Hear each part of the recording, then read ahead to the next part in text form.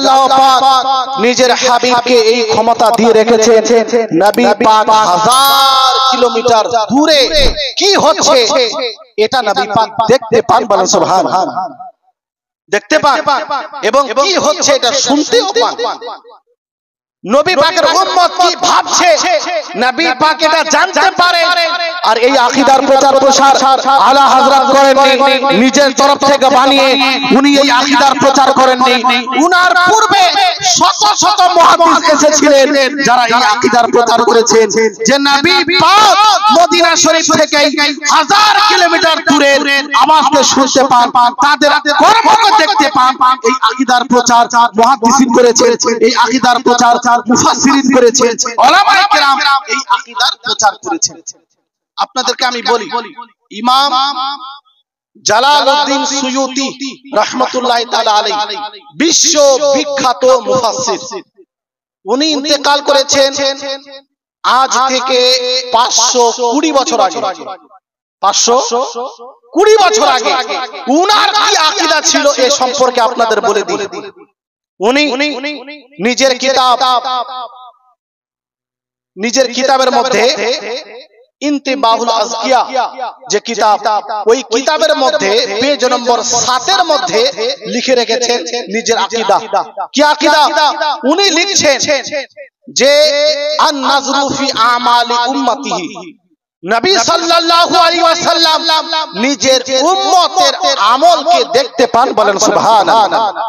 ওয়াল ইস্তিগফার লাহুম মিনাস সাইয়্যাত, যখন নবী পাক নিজের উম্মতের আমলকে দেখতে পান তো যদি কেউ কুকর্ম করে তো নবী পাক তাদের জন্য ইস্তিগফার করেন, আল্লাহ পাকের দরবারে দোয়া করেন, হে আল্লাহ আমার উম্মতিকে ক্ষমা করুন।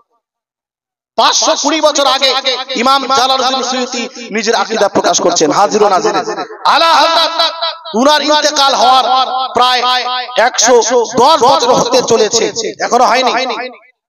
আলা হযরত এরা বলে যে হাজির ও নাজির আকীদা আলা হযরত প্রচার করেছে না, আলা হযরতের পূর্বে যত মুহাদ্দিস ছিল তারা এই আকীদাই রাখতেন যে নবী পাক হাজির ও নাজির।